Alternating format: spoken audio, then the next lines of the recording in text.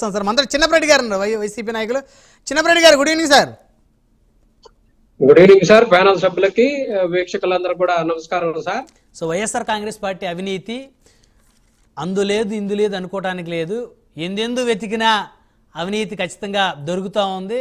మీరు కోట్ల మనుషులు అవినీతి చేయడంలో కూడా రూపాయల్లో లక్షలు చేరనేది తమ్మిరెడ్డి శివశంకర్ గారు నొక్కి వక్కానించారు. ఈ డిబేట్లో ఇది హైలైట్గా చూడాల్సినటువంటి పాయింట్స్.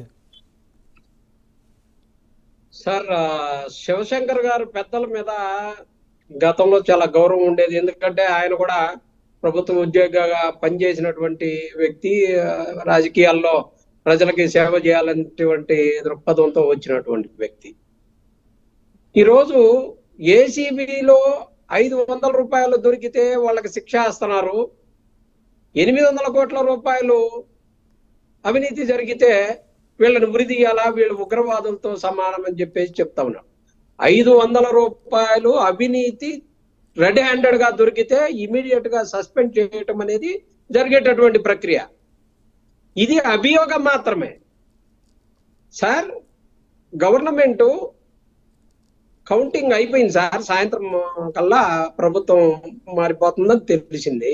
వెంటనే తెలుగుదేశం కూటమి నుంచి చంద్రబాబు నాయుడు గారు మొట్టమొదటి దీన్ని ఏపీ ఫైబర్ నెట్ తాళాలు వేయమని, ఆఫీసులు హ్యాండ్ ఓవర్ చేసుకోమని చెప్పేసి ఎక్కడికక్కడికి తాళాలు వేసి కూర్చున్నారు. ఓకే, మంచిదే. కానీ ఇలా జీవో ఇచ్చిన దాంట్లో జీవోలో ఏమంటారు, ట్యాంపరింగ్ చేస్తున్నారు.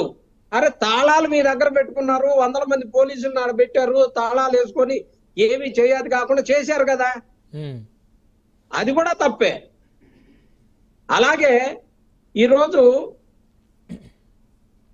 ప్రైవేట్ ఎంప్లాయీస్ గా కొంతమందిని అవుట్ సోర్సింగ్ జాబ్లలో తీసుకోవడం జరిగింది సార్. ప్రభుత్వం అన్న తర్వాత నిరుద్యోగులకి అవుట్ సోర్సింగ్ ద్వారా ప్రభుత్వంలో కొంతమందిని తీసుకోవడం జరుగుతుంది. గత ప్రభుత్వంలో తీసుకున్నటువంటి అవుట్ సోర్సింగ్ ఉద్యోగులకి వాళ్ళ ప్రభుత్వంలో ఒక ప్రైవేట్ ఏజెన్సీకి 26,000 రూపాయలు వాళ్ళు ఒక ప్రైవేట్ ఏజెన్సీలో ఉన్నటువంటి వాళ్ళకి ఇస్తే, ఈ ప్రైవేట్ జాబ్ చేసేటటువంటి వాళ్ళకి 13,000 రూపాయలు ఇచ్చేవాళ్ళు సార్. మిగతా 13,000 రూపాయలు వారి యొక్క నాయకులకి కార్యకర్తలకు వచ్చేటటువంటి ఏజెన్సీని ఇచ్చేటటువంటి పరిస్థితి. ఇప్పుడు జగన్మోహన్ రెడ్డి గారు ముఖ్యమంత్రి అయిన తర్వాత సార్, జగన్మోహన్ రెడ్డి గారు ముఖ్యమంత్రి అయిన తర్వాత ఈ మధ్య దళారీ వ్యవస్థ మొత్తాన్ని తీసేసి 26,000 రూపాయలు డైరెక్ట్ గా వాళ్ళకి వచ్చినట్టు చేసినటువంటి గొప్ప నాయకుడు జగన్మోహన్ రెడ్డి గారు. అలాంటి వాటిని జీర్ణించుకోలేక ఈ రోజు ఏదో అయిపోయింది, వెంటనే ఉరిశిక్ష చేసేయాలా, ఎమ్మటే ఉగ్రవాదులుగా చేయాలా, ఎమ్మటే తీసుకుపోయి సర్వీసుల్లో నుంచి సస్పెండ్ చేసేయాలా, వాళ్ళందరినీ కూడా బూస్టింగ్ ఇచ్చేయాలని చెప్పేసి మాట్లాడేటటువంటి బిల్డప్. ఇలాంటి బిల్డప్ల్ని ఏమనాలి? ఒక అభియోగం సార్, జస్ట్ విచారణలో ఒక అభియోగం, కేసు అయిందా? ఇదంతా కూడా సార్ చంద్రబాబు నాయుడు గారి మీద గత ప్రభుత్వము విచారణ చేసి 330 కోట్ల రూపాయల అవినీతి జరిగిందని, దాంట్లో 119 కోట్ల రూపాయల పిచ్చి సామాన్ అయ్యో కొన్నారని, పనికిరాని సామాన్ హైకోర్టు కూడా పేరు చేర్చమని చెప్పేసి ఆ కేసులో కూడా చేర్చమని చెప్పేసి చేరిస్తే, దానికి సంబంధించిన అంశాన్ని మాట్లాడకుండా ఏదో జరిగిపోయిందని, 800 కోట్ల రూపాయలు దోచేశారని బీజేపీ వాళ్ళు, జనసేన వాళ్ళు ఏది పడితే అది మాట్లాడుతా ప్రజల్ని నమ్మించే ప్రయత్నం చేస్తా ఉన్నారు. ఇలాంటి వాటిని ఎట్టి పరిస్థితుల్లో ఈరోజు మధుసూదన్ రెడ్డి గారిని ఎందుకు సస్పెండ్ చేశారో తెలుసా సార్? ఈ రోజు ఈ ఈవీఎం పాలిటిక్స్ ని డైవర్ట్ చేయటం కోసం ఒంగోలులో జరుగుతున్నటువంటి భారతదేశానికే దిక్సూసి కాబోతున్నటువంటి ఒక సమస్య మీద కనీసం చర్చ పెట్టేటటువంటి దమ్ముందా సార్? వీళ్ళకి చర్చలో పాల్గొనే దమ్ముందా సార్? సుప్రీంకోర్టు ఇచ్చినటువంటి కౌంటింగ్ ప్రక్రియ ఏంటి, వీళ్ళు చేస్తున్నటువంటి కౌంటింగ్ ప్రక్రియ ఏంది? ఈ రోజు కొత్త మిషన్ ఇచ్చి మీరు బటన్లు నొక్కుతా కూర్చోండి, మీకేమైనా తేడా వస్తే మేమేదో చూస్తాం. ఈ కాదయా జరిగింది, ఆ ఈవీఎంలో జరిగినాయి, గోడౌన్లో పెట్టిన డబ్బాల్లో ఏ అయితే మాకు అన్యాయం జరిగిందన్నామో వాటిని తీసుకొచ్చి చేయమని చెప్తే దానికి తీసుకొచ్చి ఇవాళ సస్పెండ్ చేసి ఆ సస్పెండ్ అనేటటువంటి ఒక పెద్ద పుల్లని బయట పెట్టి ఈ చర్చ ఒక్క నిమిషం చిన్నరెడ్డి గారు, మనకు బ్రేకింగ్ న్యూస్ అందుతా ఉంది. విశాఖ రైల్వే జోన్ కు కేంద్రం గ్రీన్ సిగ్నల్ తెలిపినట్టయితే తెలుస్తా ఉంది.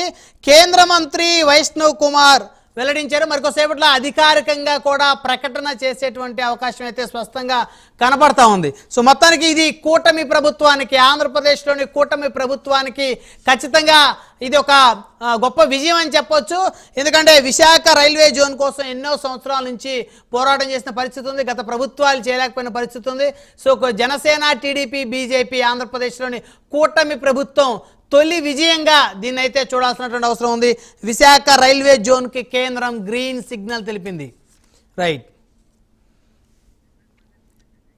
చిన్నరెడ్డి గారు కంటిన్యూ చేయండి. సో మొత్తానికి సంబంధించి వైఎస్ఆర్ కాంగ్రెస్ పార్టీ చేయాల్సిన గ్రౌండ్ వర్క్ అంతా చేసి ఈ రోజు అది రావడానికి వైఎస్ఆర్ కాంగ్రెస్ పార్టీ కారణం సార్. ఉద్యమాలు చేశాం సార్, ప్రభుత్వంలో ఉండి కూడా దాన్ని విశాఖ పోర్టుని కాపాడుకోవడానికి, విశాఖ దాన్ని స్టీల్ ప్లాంట్ కాపాడుకోవడానికి చెయ్యని ప్రయత్నం లేదు. ఇప్పుడు పండు కోసుకున్నాడు సార్. ఈవెన్ నిన్న చంద్రబాబు నాయుడు గారు పోయినప్పుడు కూడా ఢిల్లీలో ఈ విషయం మాట్లాడలే. కారణం ఏంటంటే అసలు మనకు సంబంధం లేదు. ఇది వైఎస్ఆర్ కాంగ్రెస్ పార్టీ చేసినటువంటి ఫ్రూట్ ని ఇవాళ మాకు వచ్చిందని చెప్పుకునేటటువంటి ప్రభుత్వ విజయంగా మీరు చెబుతున్నారు సార్. ఇది ప్రభుత్వ విజయం కాదు, వైఎస్ఆర్ కాంగ్రెస్ పార్టీ విజయం. వైఎస్ఆర్ కాంగ్రెస్ పార్టీ కష్టపడి దాన్ని ఆపింది సార్. మా ఎంపీలందరూ కూడా మాట్లాడి కొట్లాడి చేసినటువంటి కార్యక్రమాన్ని మీరు మర్చిపోవద్దండి. అలాగే సార్, ఈవీఎంలకు సంబంధించినటువంటి జరిగిన ప్రజలందరూ కూడా ఈవీఎం ప్రభుత్వం అంటున్నారు సార్.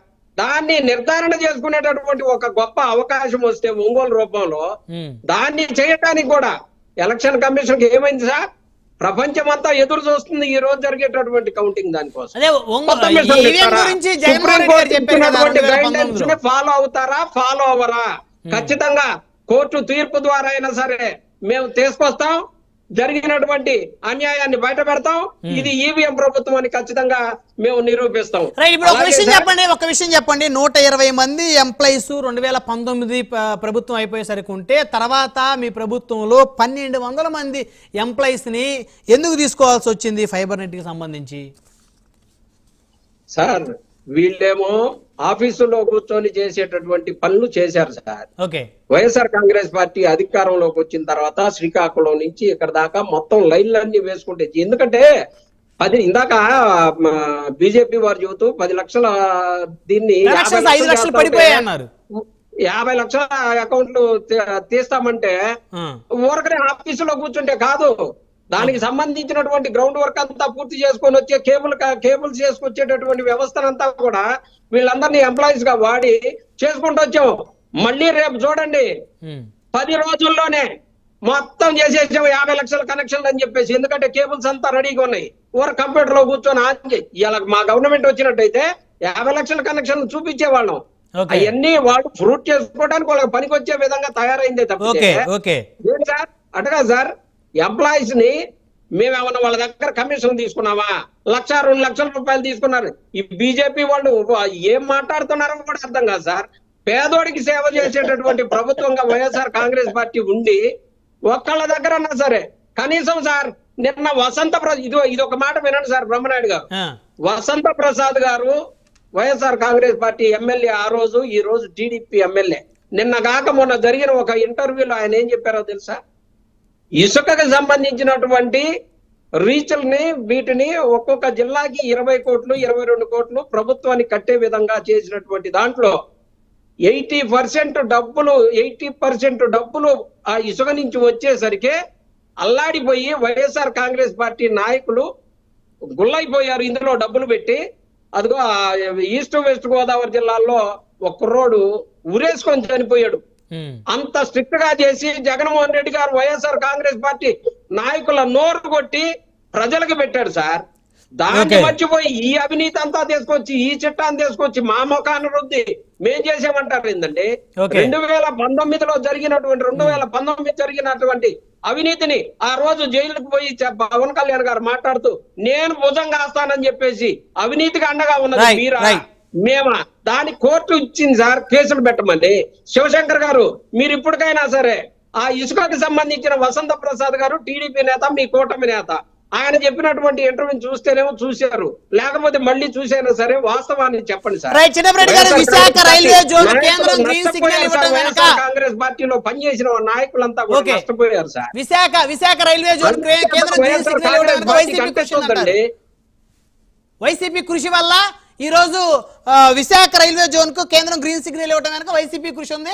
ఈ విజయం మీ ఖాతాలో వేయాలా, కూటమి ఖాతాలో వేయాలా చెప్పండి నాకు. సార్ ఖచ్చితంగా వైఎస్ఆర్ కాంగ్రెస్ పార్టీలో ఖాతాలో వేయాల్సిందే. నిన్నగాక మొన్న చంద్రబాబు నాయుడు గారు పోయినప్పుడు ఈ రోజు రేపు స్టేట్మెంట్ వస్తుంది, మన ప్రభుత్వంలో తీసుకొస్తున్నాం విశాఖ ప్లాంట్ అని చెప్పేసి ఎందుకు చెప్పలేకపోయారు? వైఎస్ఆర్ కాంగ్రెస్ పార్టీ దానికి కావాల్సిన గ్రౌండ్ అంతా ప్రిపేర్ చేసింది కాబట్టి అనుకోకుండా ఆయనకి ఇవాళ వచ్చినటువంటి ఫ్రూట్ ని ఎంజాయ్ చేసేటటువంటి పరిస్థితి, ఇవాళ మా విజయం అని చెప్పేటటువంటి పరిస్థితి. ఇంకా నేను నోరు మూస్తే కాసేపట్లో శివశంకర్ గారు తెలుస్తారు వారి యొక్క ఉపోద్ఘాతాలన్నిటిని కూడా. బీజేపీ వారికి అసలు ఆఖరి ఇప్పుడు అసలు మొత్తం మేమే చేసాం, అసలు ఈ భారతదేశానికి దిక్కు చూసి బీజేపీ అని చెప్పేసి వారి మాటల్లో ఇప్పుడు విందాం ఏం చెబుతారో దాని మీద. కాంగ్రెస్ పార్టీ కాబట్టి ఈ రోజు విశాఖ దానికి సంబంధించినటువంటి స్టీల్ ప్లాంట్ నిలబడింది అని చెప్పేసి విశాఖ ప్లాంట్ కి సంబంధించి ఈ విజయం జగన్మోహన్ రెడ్డి గారి ఖాతాలో వేయాలి అని మీరు అంటారు. వారిని అడుగుదాం. 100% సార్ అది.